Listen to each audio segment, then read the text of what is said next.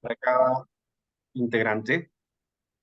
Y luego, con la primera exposición, teniendo en cuenta a nuestra ponente por las urgencias, se absolverá las preguntas, que tendrá un espacio de 4 minutos, y el resto de las preguntas será al final de la participación de los demás ponentes. Bien, en ese sentido quiero dar ya la presentación y vamos a ver el tema que va a corresponder en este caso. En esta oportunidad a Justina Isabel, estilos de vida de estudiantes universitarios en confinamiento por COVID-19. Y vamos a conocer a Justina.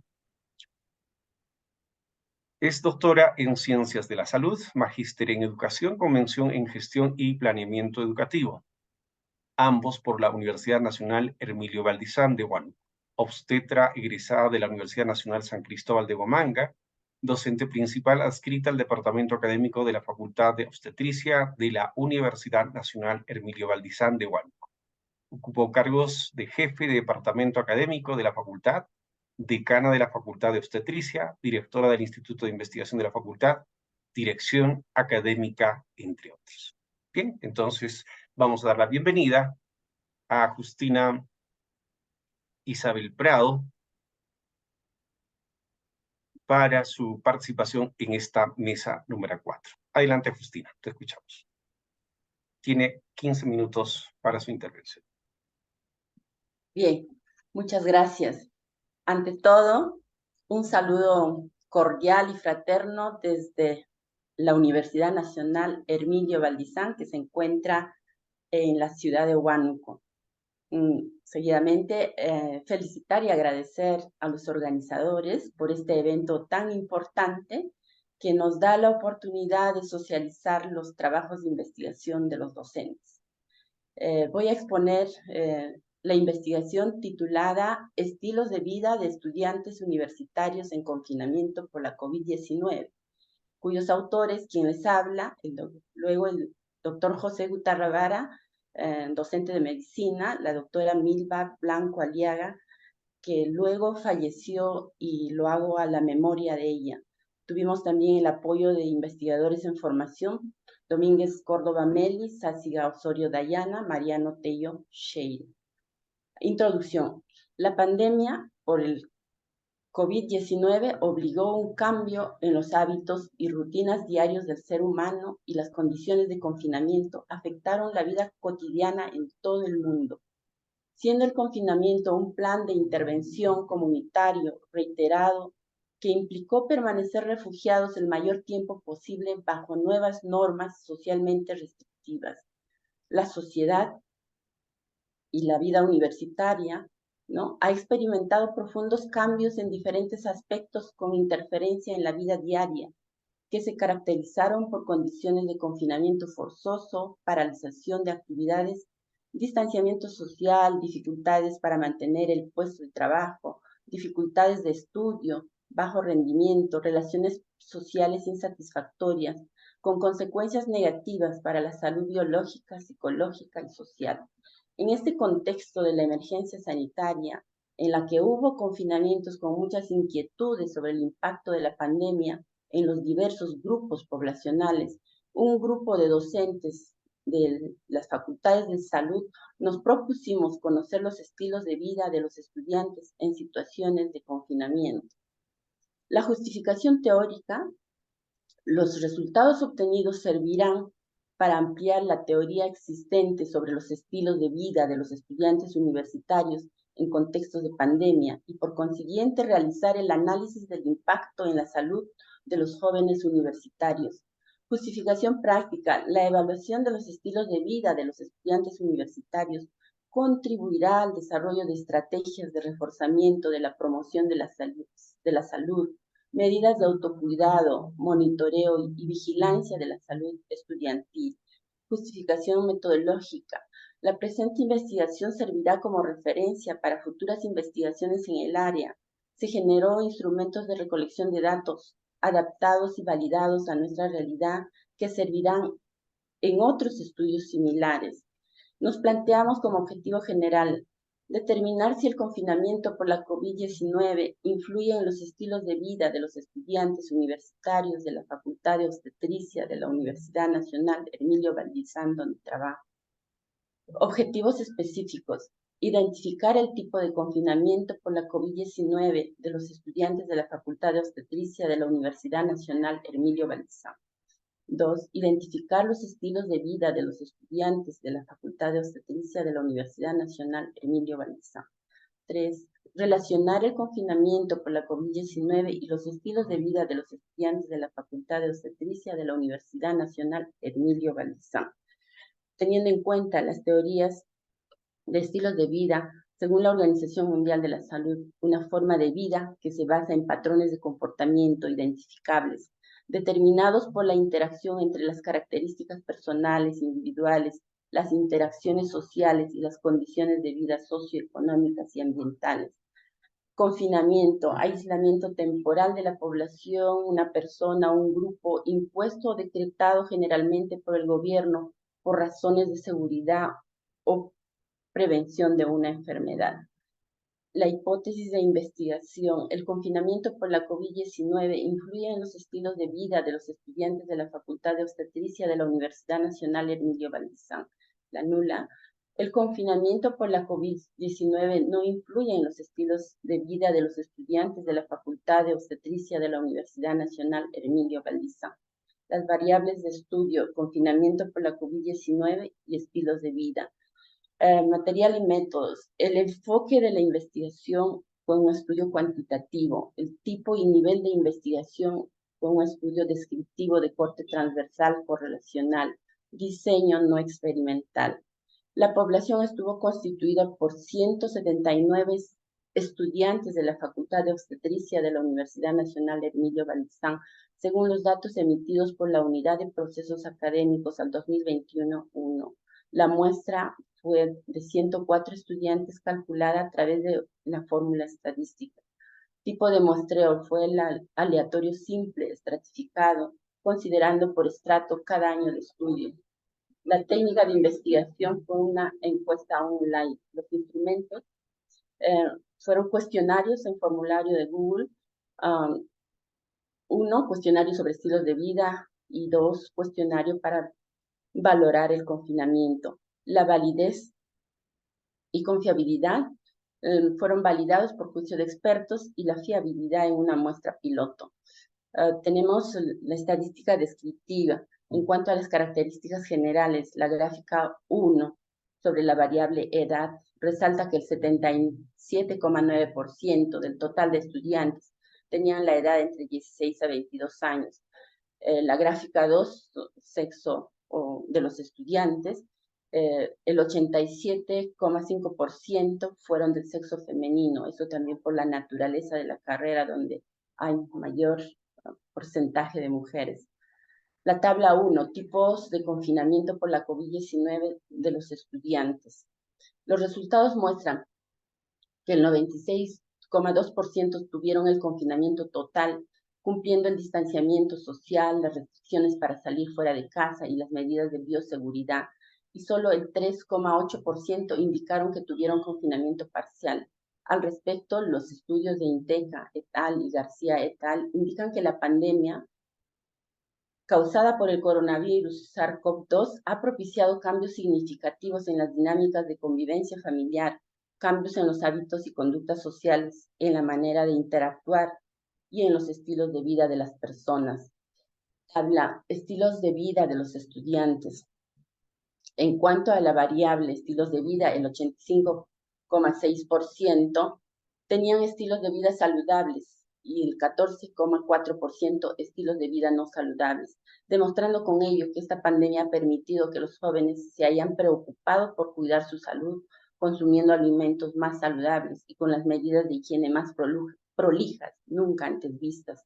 Coincidiendo este resultado con la investigación de Caso et al., que concluyó que los participantes informaron un aumento en el consumo de alimentos saludables durante la pandemia, y el trabajo de López et al., quienes agregaron además una variable, la práctica y el hábito de cocinar en casa, aparte de comer saludablemente. la tabla confinamiento por la COVID-19 y los estilos de vida de los estudiantes, se observa que el 97,8% tuvieron estilos de vida saludables y corresponden a los que cumplieron con el confinamiento total, y solo el 2,2% reportaron estilos de vida saludables con confinamiento parcial. Por otro lado, se observa 3 estudiantes del total de 15 con estilos de vida no saludables que pertenecieron al confinamiento total y solo 2 casos al confinamiento parcial. La estadística inferencial, influencia de la COVID-19 en los estilos de vida de los estudiantes de la Facultad de Obstetricia. Se hizo la prueba del Chi cuadrado, calculado para una tabla 2x2, con el valor del P, significancia bilateral 0,039, menor a 0,05. Por lo tanto, se rechaza la hipótesis nula y se afirma que el confinamiento por la COVID-19 influyó en los estilos de vida de los estudiantes de la Facultad de Obstetricia de la Universidad Nacional Hermilio Valdizán. Continuando con la discusión, tenemos un estudio en universitarios de Flores y Maraví, quienes refieren la influencia del confinamiento en los hábitos de vida, destacando que un 44,9% de estudiantes manifestaron que el confinamiento afectó a sus estilos de vida de manera regular o a medias.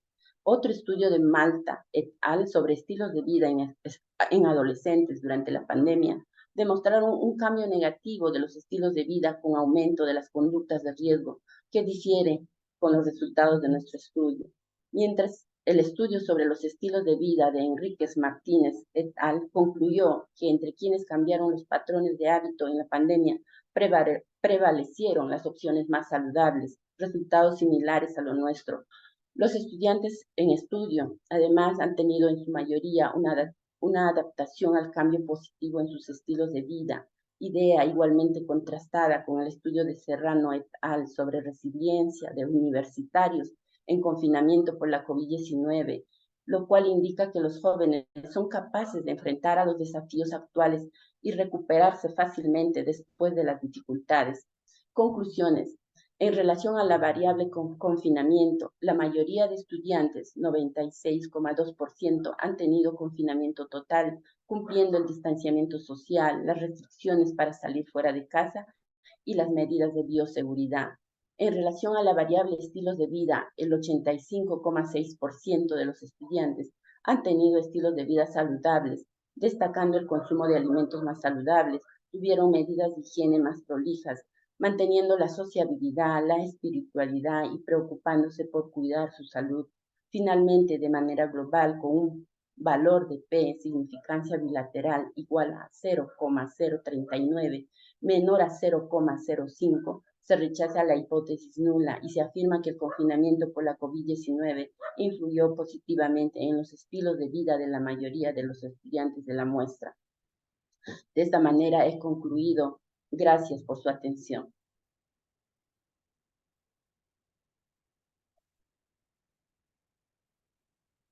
¿Aló? Muchísimas gracias por su exposición, doctora Justina. Invitamos a los integrantes de la sala que puedan formular sus inquietudes a través del chat. Vemos...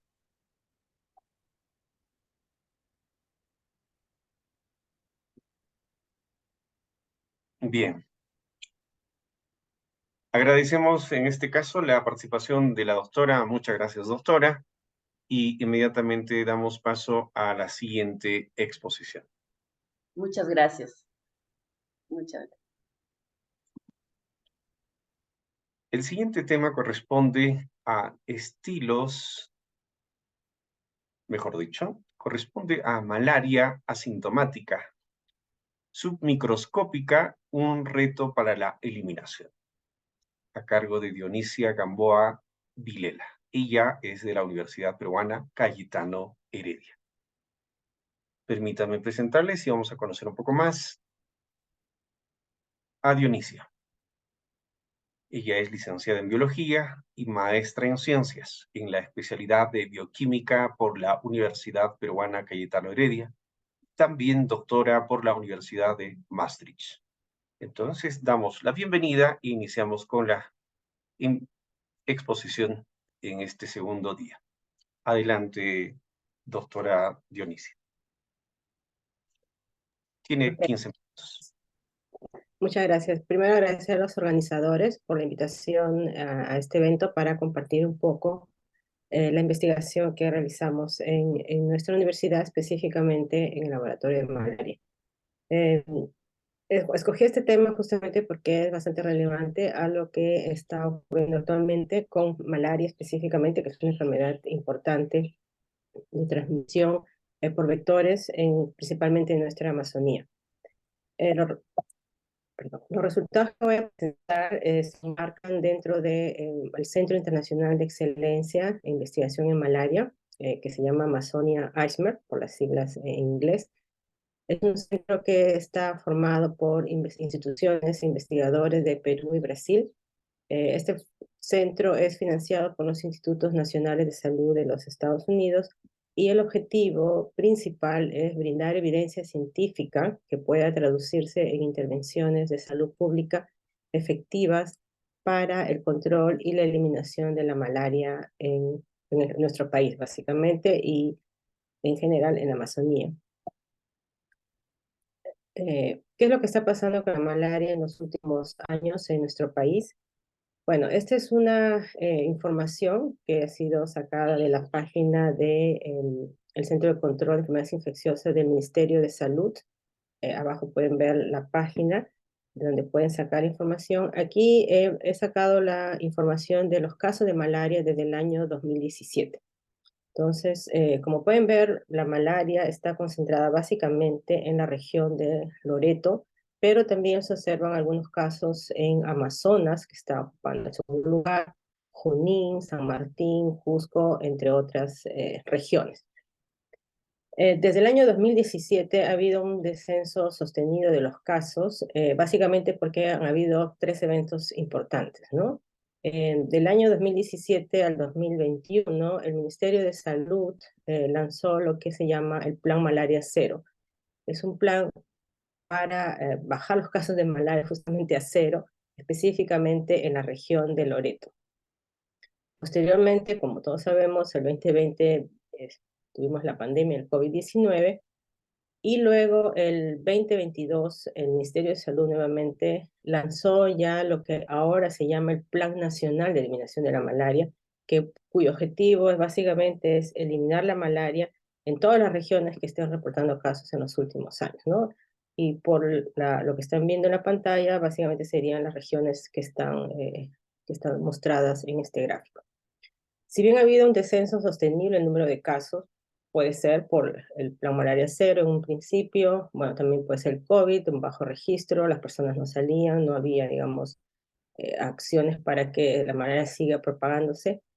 Y luego, bueno, está el Plan Nacional de Eliminación, y si comparamos en la gráfica de abajo los casos del 2023 que están en la línea roja, con los casos de los años anteriores, incluyendo el 2017, que es el, digamos, más antiguo, sí, pues se ve que ha habido una disminución considerable, ¿no? Y eso es muy bueno, en realidad. Entonces, quiere decir que sí ha estado funcionando el plan. El MINSA en abril del 2020 justo sacó este comunicado donde después de haber hecho el análisis de los casos toda la región, se concluyó que había habido una disminución de los casos entre el 2017 y el 2020 en un 75.4%.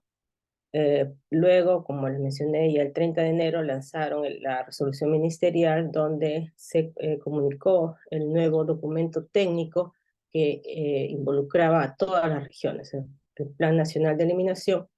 Como pueden ver, la finalidad es contribuir a la eliminación de la malaria a través de la implementación de un enfoque comunitario. Y el objetivo principal es disminuir en 90% de los casos de malaria en el Perú entre el 2022 hasta el 2030, siendo uno de los objetivos específicos, el primero que han definido en este plan, brindar acceso oportuno al diagnóstico y al tratamiento de la malaria en los lugares donde hay transmisión. Entonces, y claro, hay otros objetivos: fortalecer, optimizar el sistema de gestión, información y vigilancia, implementar vigilancia y control de vectores, promover estilos de vida saludables que disminuyan la transmisión de la enfermedad, desarrollar acciones de comunicación efectivas sobre los aspectos de prevención y control. Mucho tiene que ver con la prevención también, la participación de la comunidad. Desarrollar investigaciones operativas relacionadas a ver si efectivamente ha habido un efecto en estas actividades o en estas intervenciones. Incorporar al plan de eliminación de la malaria dentro de la normativa regional y local, y establecer monitoreo, evaluación y supervisión de las actividades como parte integral de las acciones del plan en el Perú hasta el 2030. Entonces, todo eso está publicado en la página del gobierno peruano. Y aquí, en resumen, ¿de qué tratan estas actividades de control y eliminación? Entonces, estamos ahorita en la fase, entre la fase 1 y la fase 2, que abarca hasta el 2030, ¿no? Y donde se están en la primera fase, que fue en la fase de malaria cero, en Loreto básicamente, era centrarse en las zonas de alta y muy alta endemicidad, realizando intervenciones integrales con diagnóstico, tratamiento, repartiendo mosquiteros, haciendo rociamientos intradomiciliarios. Y en el caso de la segunda fase en la que actualmente estaríamos, está enfocándose básicamente en zonas de mediana y baja endemicidad, donde las acciones que se plantean son administración focalizada de tratamiento y también administración en masa, estudios de efectividad y el uso de herramientas moleculares para el diagnóstico, ¿no? Para identificar aquellos casos positivos, específicamente de este grupo llamado asintomáticos, que lo voy a explicar más adelante en las siguientes diapositivas, con el objetivo finalmente de lograr una reducción del 90% para el 2030. Y posteriormente la siguiente fase sería la eliminación, donde quedaría básicamente enfocarse en las áreas residuales de transmisión, usando ya otras herramientas como la seroepidemiología, nuevamente herramientas de diagnóstico sensibles, y identificando estos focos residuales de transmisión. Para empezar, ¿desde cuándo conocemos el término de infecciones asintomáticas por Plasmodium? Si nosotros hacemos una búsqueda en el PubMed, podemos ver que aparecen más de 600 resultados y desde el año 1948 empiezan a discutirse sobre la presencia de individuos, ¿no?, con infecciones por Plasmodium, diferentes especies, pero que no manifiestan la sintomatología clásica que tiene esta enfermedad, que es dolor de cabeza, fiebre, sudoración, malestar general, ¿no? Específicamente en Perú, en el año 2002 apareció este editorial que dice malaria sintomática, parasitemia sintomática por Plasmodium y la ecología de la transmisión de la malaria, de los doctores Joseph Binet y Robert Gilman, donde justamente hablaban también que en base a estudios que se habían publicado previamente en Brasil, sobre todo habían identificado este grupo de personas que habían pasado desapercibidas el diagnóstico por microscopía, pero por herramientas moleculares se encontraba que tenían la presencia del parásito, a pesar de que no manifestaban ningún síntoma clásico. Posteriormente ellos hicieron unos primeros estudios en el año 2003 y salió esta publicación, donde sí, pues justamente encuentran que utilizando microscopía, que es el gol estándar para el diagnóstico de malaria en nuestro país, encontraron en estas comunidades de aproximadamente 1023 individuos 4.2% de positivos por microscopía. Pero cuando utilizaban la PCR, que es la reacción en cadena de la polimerasa, un diagnóstico molecular mucho más sensible, llegaron a encontrar una prevalencia de 17.6%, un poco más de 4 veces más individuos infectados. Específicamente por Plasmodium vivax, habían 5 veces más positivos por PCR que por microscopía, y en el caso de falcíparos, 2 veces más individuos infectados por Plasmodium falciparum por PCR versus la microscopía, que es digamos, el diagnóstico, el gol estándar, como les había manifestado. Entonces, basado en estos datos del año 2002, 2003, y dentro de este Centro Internacional de Excelencia que mencioné, nosotros establecimos un estudio desde el año 2012 hasta el 2017, que terminó la primera fase, y aquí lo que estoy mostrando son los resultados de una cohorte de 3 años en Iquitos, en las comunidades de Lupuna, que está aquí al norte, a 30 minutos de Iquitos, cruzando el río Nanay, que incluye 3 comunidades: San Pedro, Santa Rita y San José de Lupuna, y al sur, en el kilómetro 46 de la carretera Iquitos-Nauta, las comunidades de Cahuide.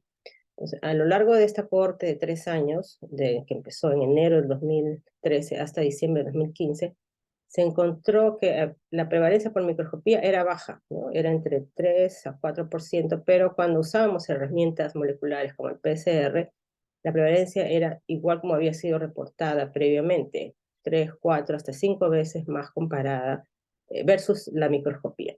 Entonces teníamos un gran porcentaje de individuos asintomáticos, submicroscópicos, que estaban pasando desapercibidos al diagnóstico rutinario de microscopía.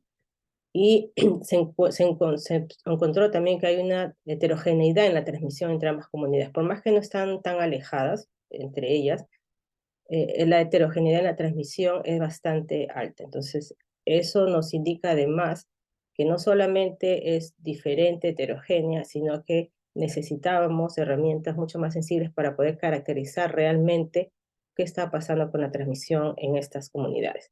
Entonces, ese es el principal resultado. Esta publicación salió el 2020, perdón, y encontraron una alta proporción de infecciones por Plasmodium vivas, por Plasmodium falciparum, y 3 a 4 veces más las detectadas por PCR respecto a la microscopía, y la transmisión fue mucho mayor en Lupuna que en Cahuire, por ejemplo.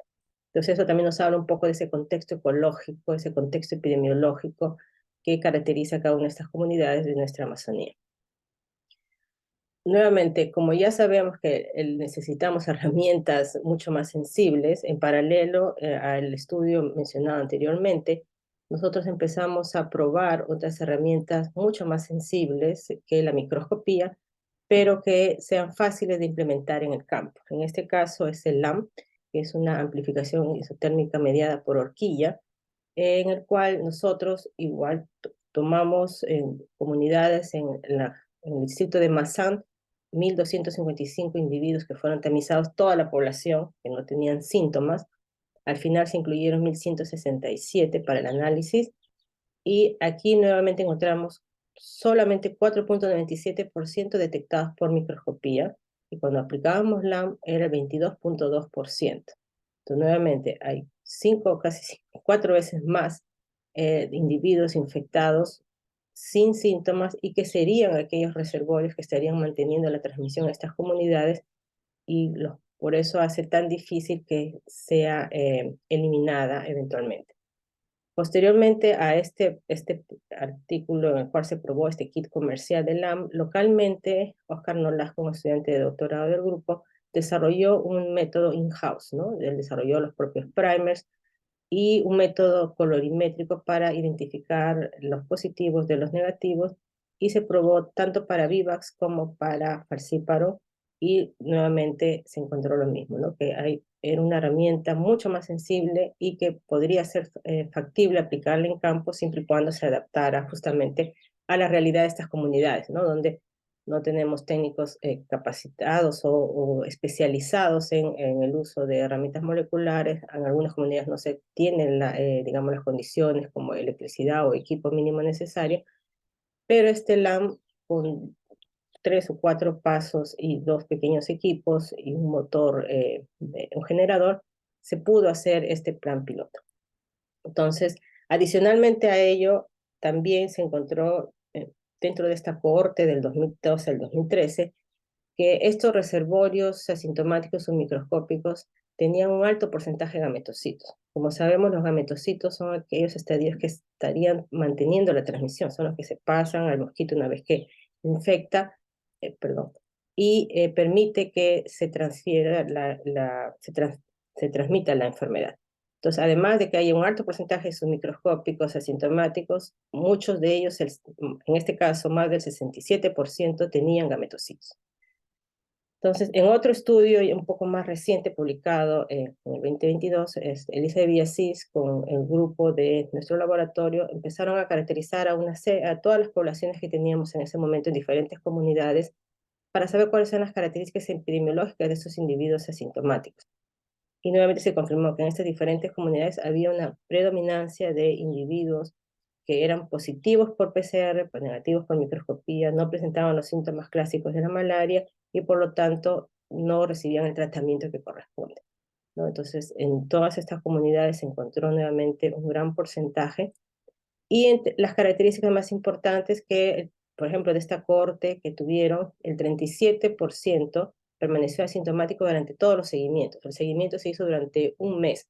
Cada semana se les tomaba una muestra para confirmar si efectivamente seguían infectados o no, y el 37% seguía siendo asintomático durante estos seguimientos.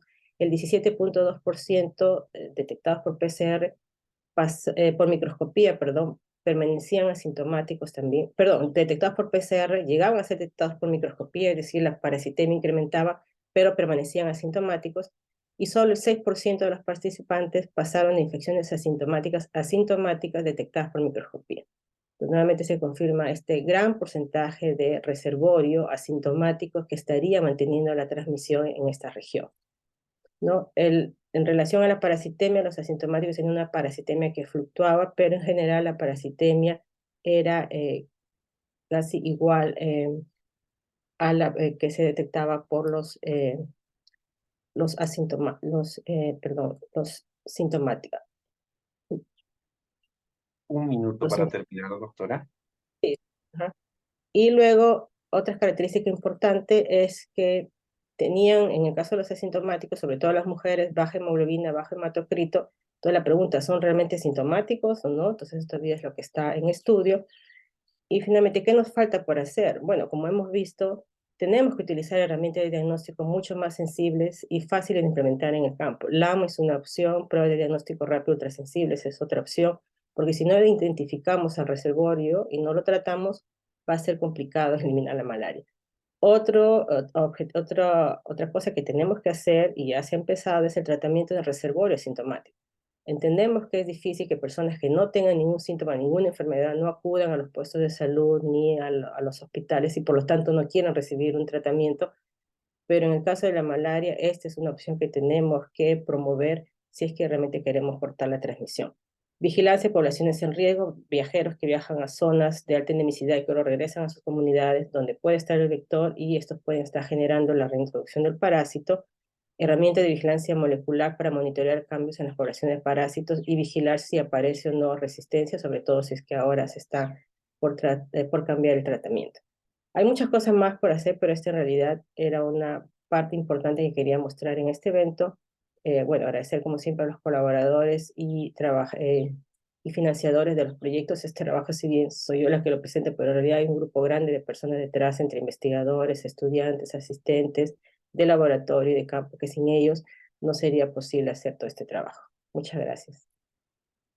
Bien, muchas gracias, doctora Dionisia Gamboa. Agradecemos su participación y a los que se encuentran en la sala. Luego de finalizar las exposiciones, absolveremos las inquietudes que ustedes estarán formulando a través del chat de la sala. Malaria asintomática microscópica, un reto para la eliminación, fue la exposición. A continuación vamos a dar paso a la siguiente exposición, que corresponde a Keller Sánchez Dávila. Él es de la Universidad Nacional de San Martín. El tema que en esta oportunidad expondrá es la asociación entre discapacidad y necesidades alimentarias insatisfechas en población migrante y refugiada venezolana. Análisis de una encuesta de base poblacional 2022. Y vamos a conocer un poco más a Keller, nuestro ponente en este día, segundo día de la jornada. Keller es obstetra graduado de la Universidad Nacional de San Martín, con maestría en salud pública, con mención en gestión y planificación en salud de la Universidad Nacional de San Martín, magíster en gestión y políticas públicas de la Universidad de Chile, magíster en gestión pública por la Universidad de San Martín de Porres y máster en gerencia pública por la EUSIM Business School Madrid. Doctor en Gestión Pública y Gobernabilidad y candidato a doctor en Salud Pública por la Universidad Peruana Cayetano Heredia.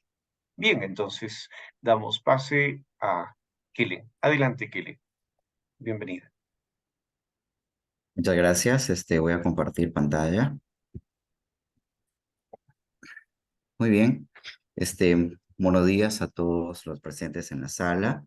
En un primer momento reciban el cordial saludo de las autoridades de mi Universidad Nacional de San Martín, de nuestro rector, el doctor Aquilino García Bautista, y de las dos vicerrectoras, tanto de investigación y de nuestro vicerrectorado netamente académico, ¿no?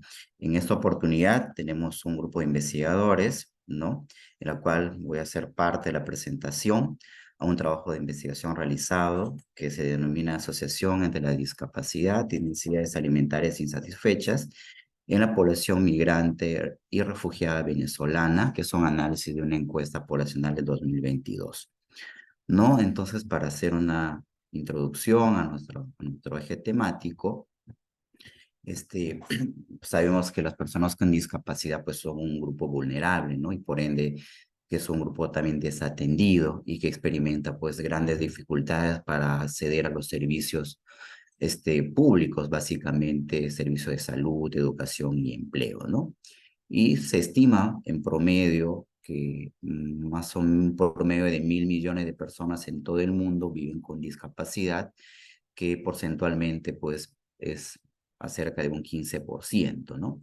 Y de ese 15%, un 80% pertenece pues a una población de ingresos no bajos y medios, básicamente, ¿no? En países de ingresos bajos y medios.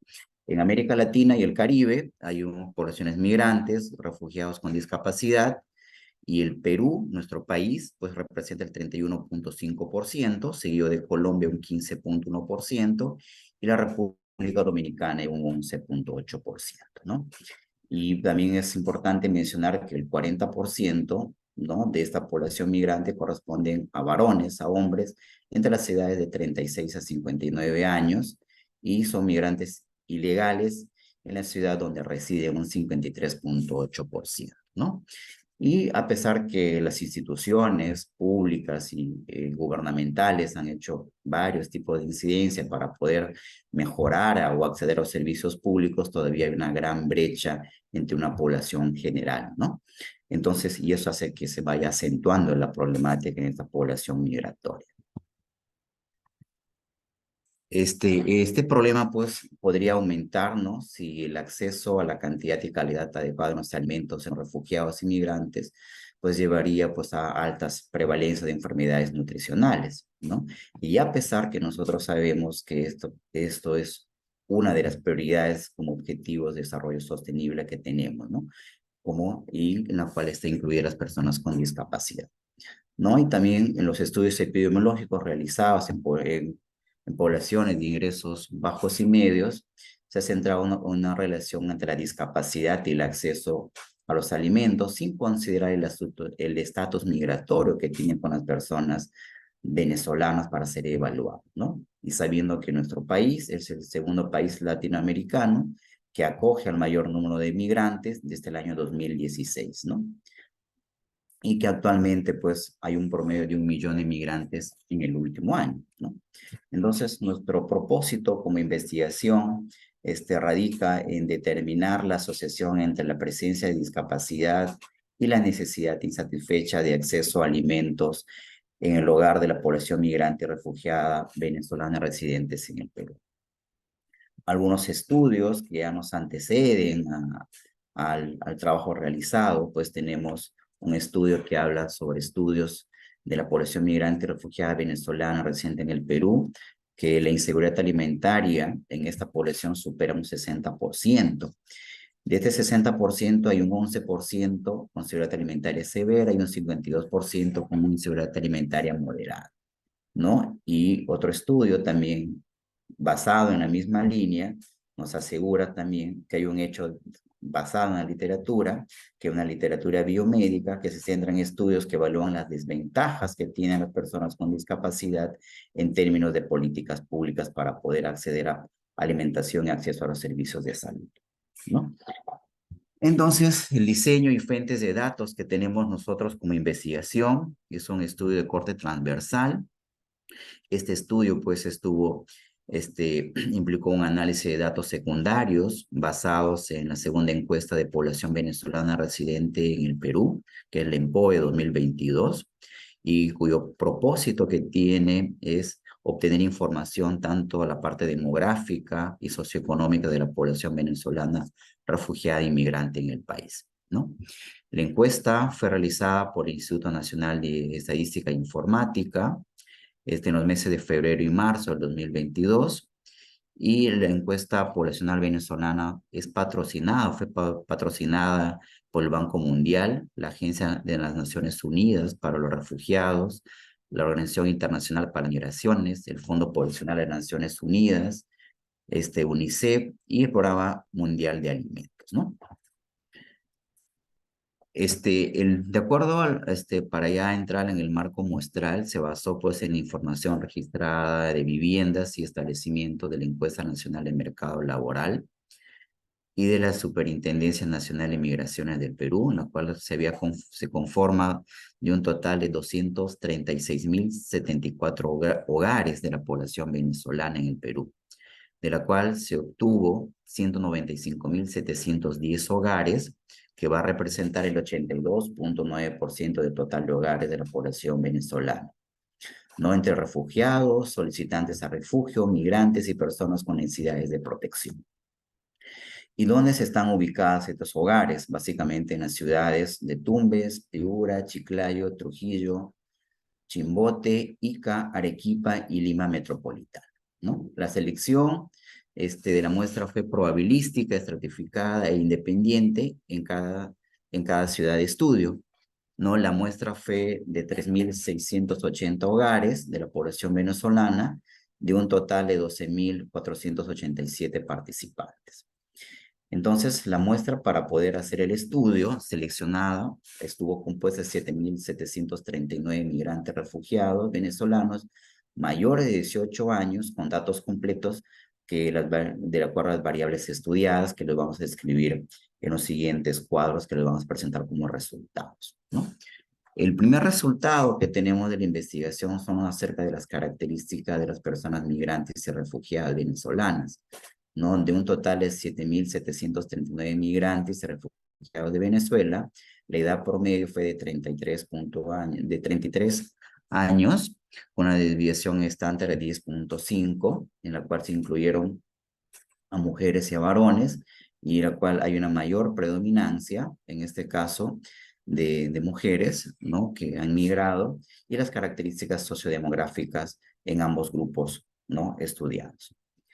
En nuestro siguiente cuadro, hablamos acerca de la frecuencia de las necesidades insatisfechas de acceso a alimentos en el hogar entre migrantes y refugiados, donde que el acceso a alimentos en el hogar fue de 45.2%, donde hay necesidades insatisfechas, con un intervalo de confianza entre 43 a 47.4, ¿no? Entre los migrantes y refugiados sin discapacidad, el 44.8 informó tener necesidades alimentarias insatisfechas, de las cuales con personas con discapacidad, el 61.4% reportó necesidades insatisfechas alimentarias, ¿no? Entonces vemos tanto migrantes como las personas con discapacidad, en las cuales vemos una mayor prevalencia.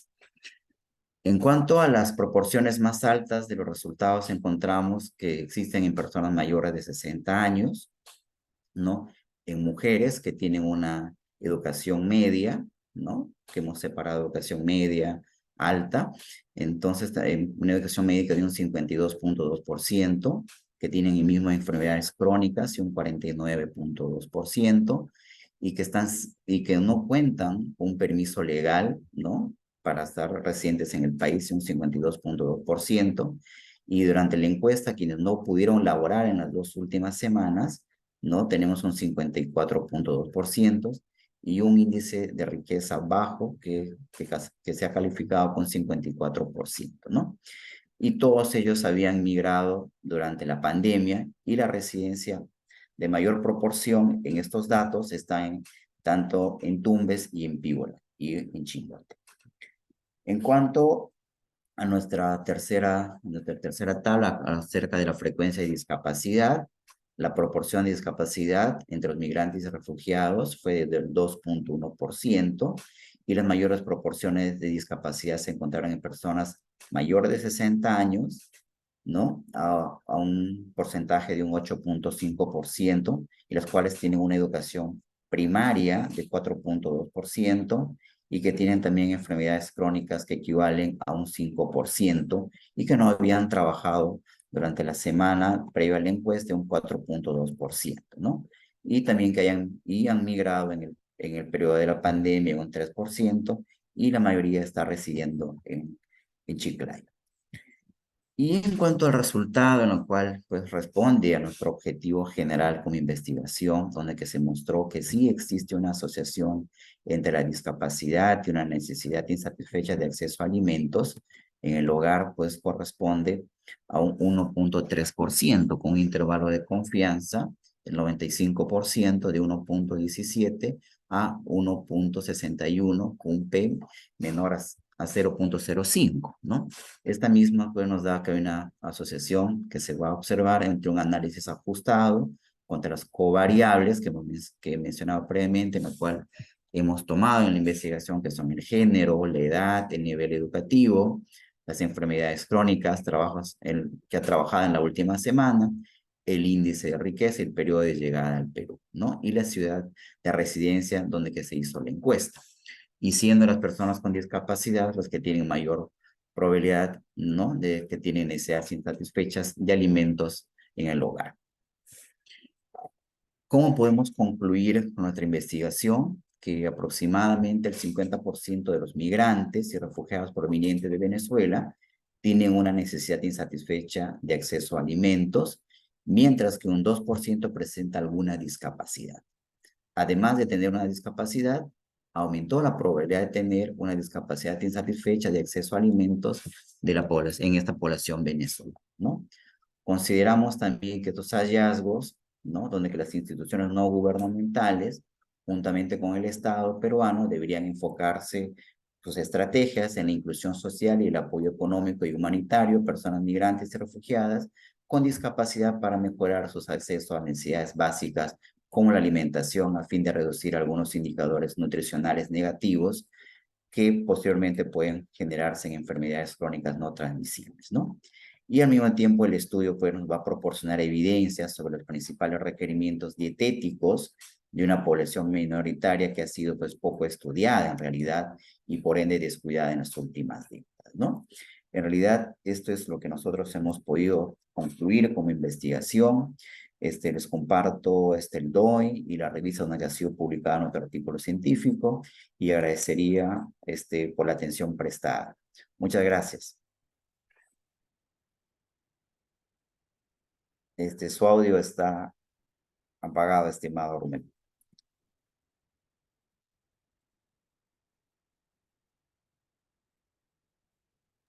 Ahora sí.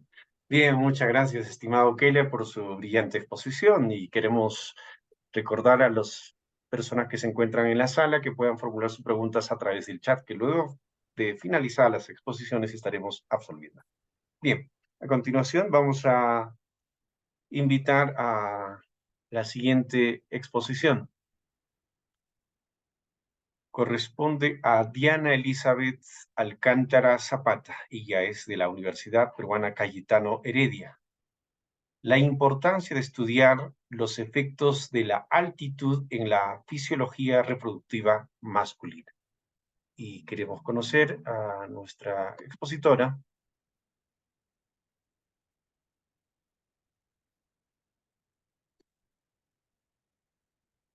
Diana es licenciada en Educación de la Universidad Inca Garcilaso de la Vega, bióloga por la Universidad Peruana Cayetano Heredia, doctora en Salud Pública y diplomada en Salud Ocupacional por la Escuela de Salud Pública de la Universidad de Chile. Es ex becaria de los fondos de los Institutos Nacionales de Salud y del Centro Internacional Fogarty de Estados Unidos para realizar los estudios doctorales. Es miembro también del Instituto de Investigación de Altura de la Universidad Peruana Cayetano Heredia, de la Sociedad Internacional de Epidemiología Ambiental y del equipo de dominios curriculares del Clímate de la Universidad de Columbia. Entonces, vamos a recibir a la doctora Diana. Diana, adelante. Te escuchamos. Gracias por la invitación. Buen día para todos. Mi exposición es a través del Instituto de Investigaciones de Altura de la Universidad Peruana Cayetano Heredia. Yo participo como investigadora en el Laboratorio de Endocrinología y Reproducción, cuyo jefe y autoridad es el doctor Gustavo González Rengifo. Y en base a la experiencia en este laboratorio desde pregrado, pues fue desarrollado hasta mi tesis doctoral. Y les voy a presentar el tema de la importancia de estudiar los efectos de la altitud en la fisiología reproductiva masculina. Como sabremos, la hipoxia hipovárica es una deficiencia de oxígeno que se va a encontrar mientras estamos a mayor altitud. Por lo tanto, el oxígeno inspirado o la presión de oxígeno va a ser menor. Esto que implica que disminuya la cantidad de oxígenos que llegan tanto a nuestros tejidos como a nuestras células. Sin embargo, existen diferentes tipos de hipoxia hipovárica. Tenemos desde la hipoxia crónica, hipoxia aguda y la hipoxia intermitente. La hipoxia aguda es aquellos que viven a nivel del mar, pero eventualmente por razones de viaje, paseo, etcétera, van a la altitud y luego permanecen sus actividades cotidianas normalmente a nivel del mar. En el caso de la hipoxia crónica, más bien ellos residen en gran altitud, muy de vez en cuando bajan a nivel del mar, pero todas sus actividades y desarrollo vital es a nivel de altura. Y tenemos el modelo de hipoxia crónica intermitente en la cual se desplazan, regresan a nivel del mar, se desplazan hacia la altitud durante muchos eventos o ciclos. Esto permitiría, la hipoxia hipovárica, respuestas fisiológicas y patológicas. Los órganos se adaptan de acuerdo a la baja presión de oxígeno que existe en el ambiente, por lo tanto, si es que el organismo no se encuentra bien adaptado, puede sufrir algunas consecuencias, como por ejemplo, lo más grave a nivel del cerebro es el edema cerebral por gran altitud. También otro factor podría ser el edema pulmonar. Sin embargo, dentro de las adaptaciones fisiológicas normales, dentro de la aclimatación, están a nivel de los glóbulos rojos, es decir, se expresa una mayor hormona de eritropoyetina para poder formular más glóbulos rojos que captan más oxígeno, aumentando así el nivel de hemoglobina. Pero este nivel de hemoglobina puede ser patológico si excede en hombres 21 gramos por decilitro o si excede o es igual a 19, en mujeres a 19 gramos por decilitro. A eso se llamaría eritrocitosis excesiva. Hay diferencias entre el mal agudo de montaña y el mal agudo crónico de montaña, en la cual ya existen estandarizaciones, son encuestas o cuestionarios en las cuales se evalúa el grado de efecto de estar expuesto a gran altitud. Como les mencioné, es agudo cuando, por ejemplo, son montañistas, son viajeros y están por poco tiempo, entonces presentan estos síntomas, especialmente el dolor de cabeza. Sin embargo, en el mal de montaña crónico, cuando ya son residentes en gran altitud, pero no se han adaptado correctamente, ¿no? Uno de los síntomas también es dolor de cabeza, sin embargo va acompañado con otras sintomatologías, otros signos, como el caso de la parestesis, adormecimiento de las manos, dilatación de las venas, tanto de manos y pies, coloración azulácea, problemas para dormir, zumbidos en los oídos. Esto es en agudo y crónico. Y en intermitente, bueno, en intermitente, como es una exposición un poco más ocupacional, se ha visto en estudios previos, específicamente con mineros chilenos, que ellos tienen muy poca población a nivel de altitud, por lo tanto, los trabajadores suben y bajan por turnos rotativos. Este trabajo, realizado por el doctor Richalet, en el 2002 evaluó el puntaje de mal de montaña agudo por la encuesta Lake Louise durante varios días, viendo que iba descendiendo, si bien es cierto, en la sintomatología de mal agudo de montaña. Sin embargo, en el día séptimo, después de varios meses, todavía se seguía viendo que mientras había más exposición a estos ciclos, disminuía el efecto del mal de montaña agudo. En el caso del hematocrito, si bien es cierto, hay una elevada concentración en los primeros meses, por así decirlo, porque se van adaptando, bajando nuevamente vuelven a subir. Sin embargo, sí se nota claramente de que a nivel del mar los niveles van a ser mucho más bajos con respecto a nivel de altitud, y eso justamente para poder captar el oxígeno porque están en un ambiente hipóxico. Respecto al sistema reproductivo masculino, lo que sabemos es que pues sí afecta a nivel gonadal, específicamente en los testículos. Si ustedes ven en experimentos con animales, con ratitas en este caso, el espacio intersticial entre la hipoxia crónica y la hipoxia intermitente se ve más separado entre los túbulos seminíferos respecto al control. Uy, disculpen. Entonces, no solamente a nivel testicular, sino también se ha visto que a nivel de la integridad del ADN espermático también hay detrimentos, disminuye el conteo de espermatozoides, aumenta la concentración de la testosterona y la virilidad se muestra disminuida. Nuestro laboratorio, el Laboratorio de Endocrinología y Reproducción, ha presentado varios artículos en la cual demuestran que la testosterona está muy asociada con la eritrocitosis excesiva, en la cual se observa justamente que también está asociado con un puntaje mayor a mal de montaña crónico, específicamente en personas que residen permanentemente y no están bien aclimatizadas a la altura. ¿Qué sabemos de la próstata?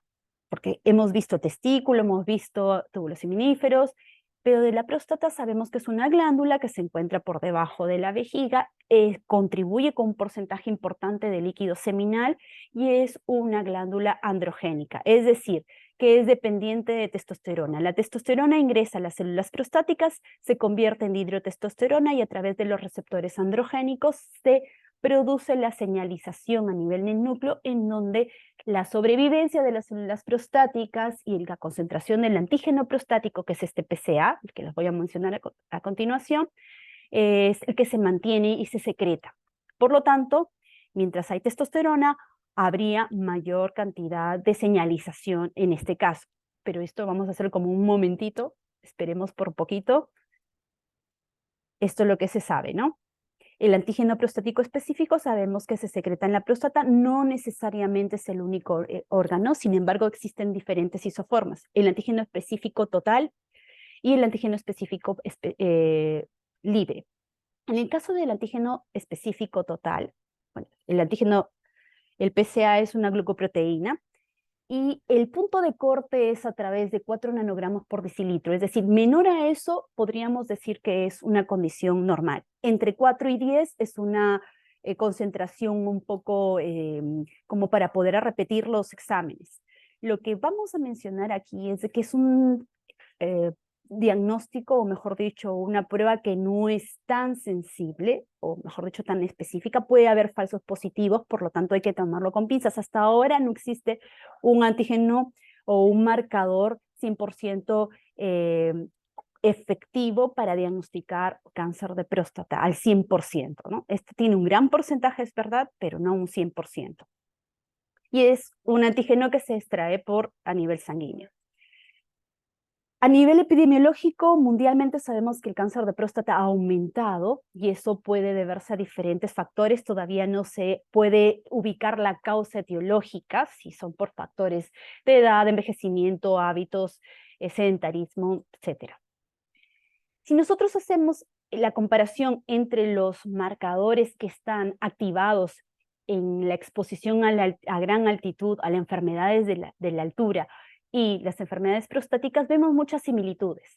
Biomarcadores, señalizadores moleculares e inflamatorios como interleuquina 6 y la proteína C reactiva están activados en ambos. Y si hablamos de parámetros reproductivos, pues están afectados. La espermatogénesis, la calidad del líquido seminal, la disfunción eréctil, la testosterona sabemos que aumentan en los dos, el varicocele, la sintomatología de tracto urinario inferior. Sin embargo, con respecto al antígeno prostático, no se veía mucho, hasta, bueno, que se han realizado estudios de trabajadores. Les voy a comentar un poco, este es un paréntesis.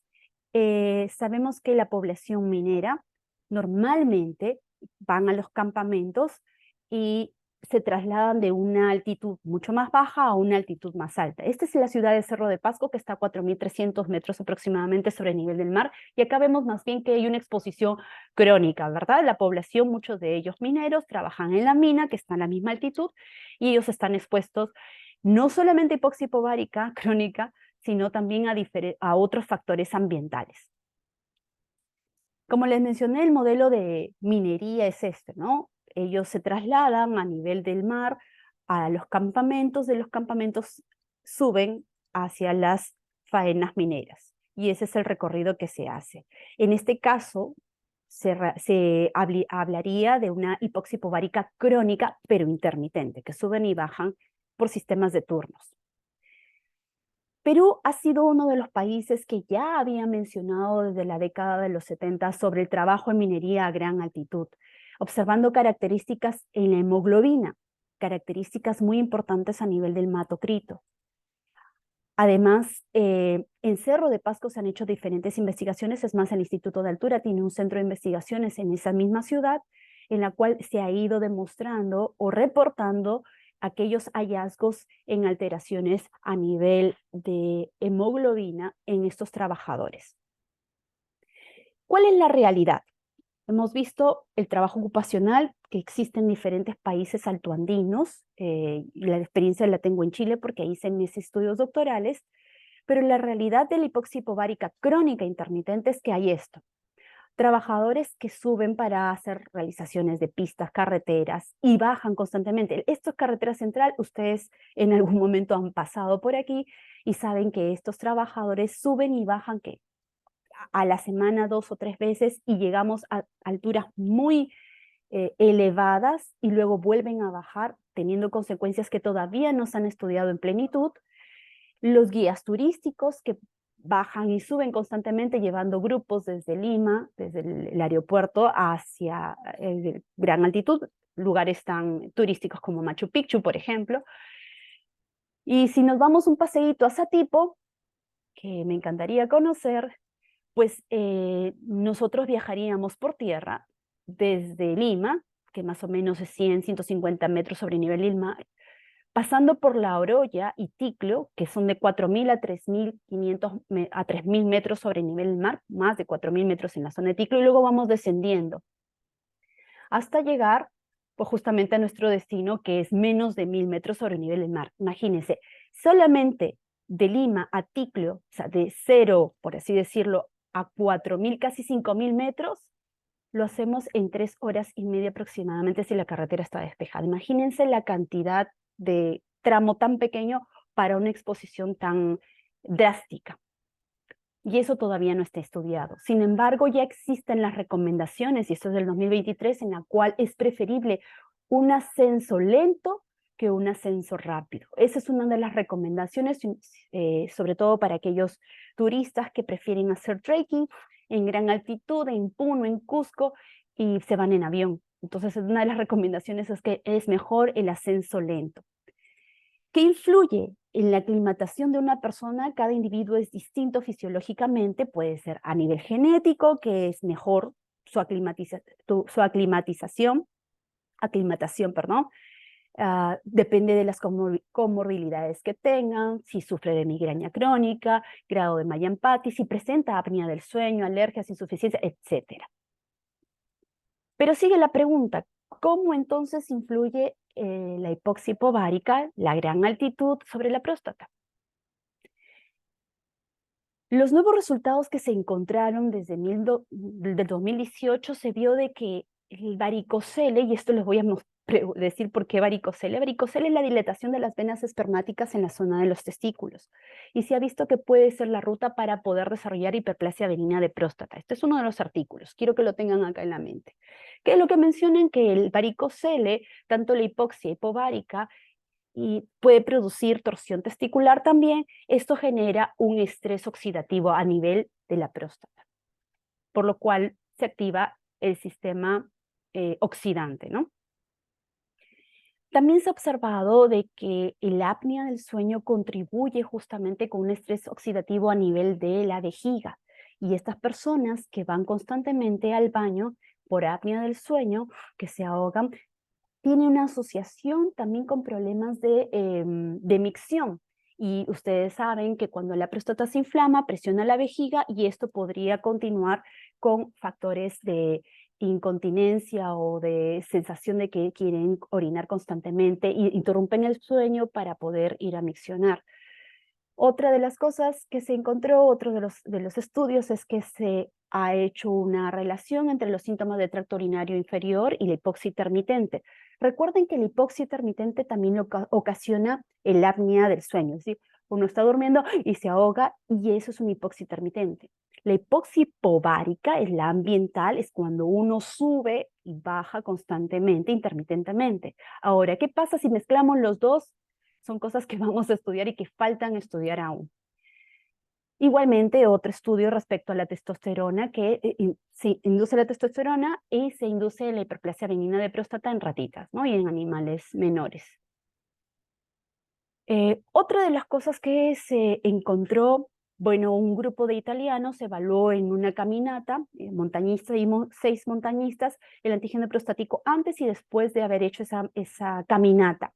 No encontraron diferencias significativas, el número de personas era muy poquito para poder hallar. Nosotros hicimos aquí en el laboratorio, en nuestro laboratorio en Cayetano, con el doctor González, un estudio en el cual utilizamos, mejor dicho, reclutamos voluntarios de Cerro de Pasco, de Huancayo y de Lima, y lo que encontramos fue bastante curioso porque eran voluntarios sanos.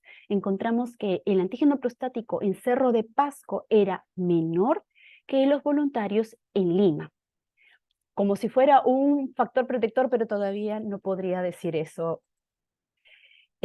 Otro estudio Torres Román evaluó la tasa de mortalidad de cáncer de próstata por regiones geográficas. Sin embargo, utilizó, si ustedes pueden ver acá, Ancash lo consideró como costa, La Libertad también, y nosotros sabemos que hay una población importante que está en la zona de la sierra.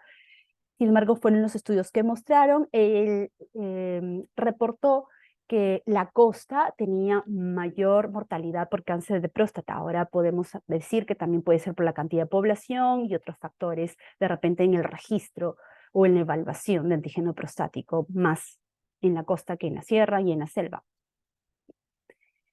Cuando el sistema ocupacional en Chile lo que hace es investigar y mejorar la vigilancia epidemiológica en sus trabajadores. Entonces el gobierno lanzó la propuesta para que la Superintendencia de Trabajadores, la Superintendencia Social de Trabajadores, investigara sobre los efectos de la altitud en los trabajadores mineros. Esto iba bien, estábamos en el tercer año de seguimiento, cuando a final del segundo año los trabajadores mineros pidieron a la superintendencia que se incluyera en su tercer año de evaluación el estudio de varicocele, porque los trabajadores que estaban sobre los 4.000 metros sentían sus venas testiculares dilatadas. Por lo tanto, se hizo esa evaluación y se encontró que efectivamente un 56%, casi 57% de los trabajadores que estaban sobre los 4.000, que trabajaban sobre los 4.000 metros, presentaban varicocele, con respecto a los otros estratos que eran mucho más bajos en altitud. ¿Cuál era el diseño de estudio? Eran 6 minas en diferentes estratos. Este es el estudio longitudinal que duró 4 años. Y yo me incorporé en el año 2017 y mi tesis doctoral fue en los datos que se reclutaron o que se recabaron, mejor dicho, en el año 2019. Por lo tanto, mi diseño de estudio de investigación fue transversal, no fue longitudinal. Es decir, solamente tuvimos una sola medición de antígeno prostático y de testosterona. Esta tesis, gracias. Esta tesis doctoral permitió 2 artículos científicos y voy a mostrarles lo que encontramos en la primera parte, ¿no? En la primera parte encontramos lo siguiente, solamente para mencionarles que las minas evaluadas tenían operaciones que se hacían a una altitud y las residencias o los campamentos a otra altitud, porque ellos van, trabajan durante una semana y luego regresan a sus casas. Por lo tanto, quiero que vean ustedes en la mina 4, las operaciones eran a 4.300, el campamento estaba más abajo, a 3.800. La mina 5 tenían tanto las operaciones como el campamento a la misma altitud, pero arriba. ¿Qué se encontró? La saturación en altitud, pues era menor, la hemoglobina era mayor, la testosterona era mayor. Por lo tanto, pareciera que estuvieran haciendo, en este caso, una eritrocitosis excesiva. En el caso del antígeno prostático, encontramos que las minas eran menores respecto a las otras. Y en el mal de montaña agudo observamos que era mayor. Entonces, si vamos al antígeno prostático, entre la mina 4 y la mina 5 vemos más antígeno prostático en la mina 5, en donde tanto el campamento como las operaciones están al mismo nivel. No es que después de 12 horas, cuando van a descansar, bajan un poquito, no, esa es la mina 4. Por lo tanto, estos fueron los modelos mixtos jerarquizados que se realizaron. Voy a ir a las conclusiones. Dentro del efecto total se evaluó o se encontró que la diferencia entre la altitud del trabajo y la altitud del campamento era importante, disminuía el antígeno prostático en un 6%. Y en el caso de la diferencia en la altitud del trabajo y la altitud donde se vive, disminuía en un 1%. Para el efecto directo, nuevamente sale la diferencia entre la altitud del trabajo y el campamento, en una disminución del 7%. Sin embargo, como es un estudio transversal, no podemos decir, la altura es un protector, bajemos los campamentos a la misma altura de las operaciones, sino que debe hacerse más estudios porque el diagnóstico, sobre todo los resultados de antígeno prostático, es multifactorial. Por lo tanto, se requiere mucho más investigación al respecto. También hicimos un estudio de acuerdo a la hipótesis mecanismo de acción celular que podría hacerse. Eso solamente fue a nivel hipotético. Presentamos este prototipo citológico. También hicimos una publicación respecto a los datos de varicocele y gran altitud, en la cual la restricción del fluido a nivel de venas podría ser el causante a través de la hipoxia hipovárica. Y estos son futuros estudios que todavía están por hacerse y muchos más que a ustedes se les ocurra, que estamos prestos también a poder encontrar financiamiento y poder trabajar al respecto. Agradecer al Instituto de Investigaciones de Altura, este grupo maravilloso que tiene muchos años previos antes que quien les habla en cuanto a investigación, y eso es todo. Muy bien, muchísimas gracias, Diana. Esto va a servir mucho para los que están en el ámbito académico. Bien, vamos a ver ahora las preguntas que han formulado los integrantes de la sala.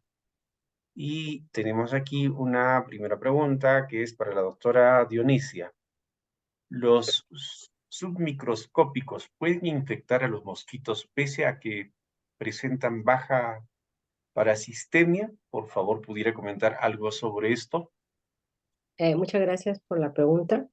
Bueno, por cuestiones de tiempo no di más detalles de esta parte, pero en realidad no solamente es importante identificar, diagnosticar a los asintomáticos o microscópicos, tratarlos para cortar la transmisión, sino también saber si es que realmente estos microscópicos, esos individuos que están infectados con muy baja parasitemia, transmiten o no al mosquito. Y esta es una muy buena pregunta. Se han hecho los experimentos en los cuales individuos infectados con bajas parasitemias sintomáticos o asintomáticos detectados solo por PCR o por microscopía y PCR fueron invitados al laboratorio donde tenemos un insectario y se hizo, digamos, infecciones experimentales para ver si el mosquito realmente no tomaba la sangre y se infectaba y desarrollaba el ciclo dentro de sí. Entonces, se encontró que los individuos sintomáticos con diagnóstico por microscopía eran mucho más infecciosos, o sea, producían mosquitos infectados en mayor proporción que los asintomáticos submicroscópicos. El porcentaje era, acá lo tengo, entre los sintomáticos fue 51% de mosquitos infectados y en los asintomáticos 2.6% de mosquitos infectados. Esto es con datos de Perú. En Brasil nuestros colaboradores hicieron lo mismo, ¿no? Invitaron a individuos submicroscópicos, asintomáticos y sintomáticos para que sean, digamos, hacer estas infecciones experimentales y encontraron más o menos lo mismo. 43.4% de individuos sintomáticos lograban infectar mosquitos y solamente el 2.5% de individuos asintomáticos lograban infectar mosquitos. Pero aquí hay que tener en cuenta algo muy importante, ¿no? Como mencioné en la presentación, estos individuos asintomáticos pueden estar con el parásito varias semanas y si en un punto determinado donde hacemos este experimento no es infeccioso al mosquito, por ejemplo, pero si al día siguiente aumenta un poco la parasitemia y ya transmite y hay mayor número de mosquitos infectados, sigue siendo un riesgo para la transmisión. Entonces, se ha demostrado que sí es importante. Claro, no se sabe exactamente el cutoff, o sea, a partir de cuánta parasitemia realmente son infecciosos o no, pero de todas maneras son reservorios importantes y si el vector está la transmisión se va a mantener. Muy bien, no tenemos más respuestas, pero sin embargo había un comentario con respecto para Keller, ¿no? Si bien es cierto, la población migrante venezolana no está en todas las regiones prácticamente, pero sin embargo el hecho de realizar esta investigación posiblemente ha llevado a algunas limitaciones. Tal vez Keller nos podrías señalar qué limitaciones encontraste ahí en el desarrollo de tu trabajo. En base a las limitaciones, es básicamente donde que mucha población no se encuentra todavía pues legalmente instalada en nuestro país, ¿no? Y lo que nosotros queríamos era que la población que va a ser parte de nuestro estudio tengan esas características, ¿no? Y obtener pues, los datos más fehacientes posibles, ¿no? Y ello nos permitiera tener conclusiones.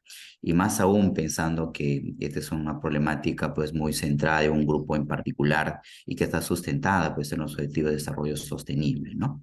Entonces, eso pudiéramos mencionar. Y aparte quería agregar también que nuestro trabajo tiene una parte también de un enfoque netamente cualitativo, ¿no? Donde que hacíamos algunas preguntas, cuáles eran las razones, ¿no?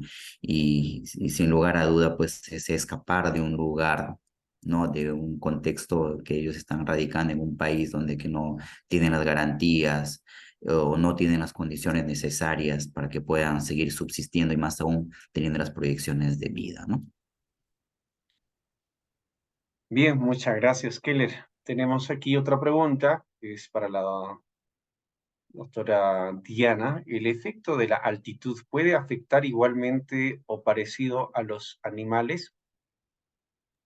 ¿Qué nos puede comentar? Gracias por la pregunta. Sería ideal si nosotros podríamos controlar todas las condiciones de los seres humanos para poder determinar cuál es el factor que está ocasionando la enfermedad. Lamentablemente no.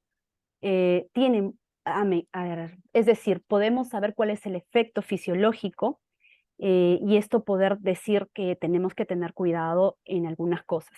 Pero la evaluación a nivel epidemiológico, a nivel de seres humanos, es un poco más compleja en cuanto a la exposición porque existen muchas causantes y un individuo es independiente, se moviliza. En cambio, en los animalitos los tenemos cautivos, en una jaulita, tenemos muchas cosas controladas.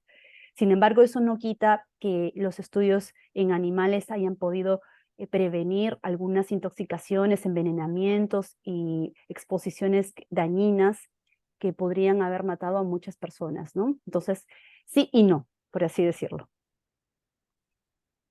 Muy bien, muchas gracias.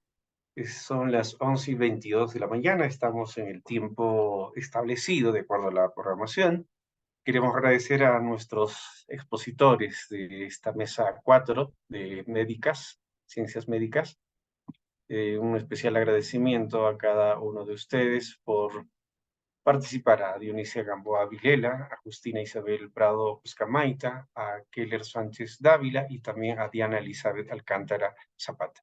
Muchas gracias a ustedes y de esta forma ya cerramos esta mesa de trabajo que corresponde a Ciencias Médicas 4, la jornada 2 de la cuarta semana de investigación de la Red Peruana de Universidades. Muchas gracias y hasta pronto.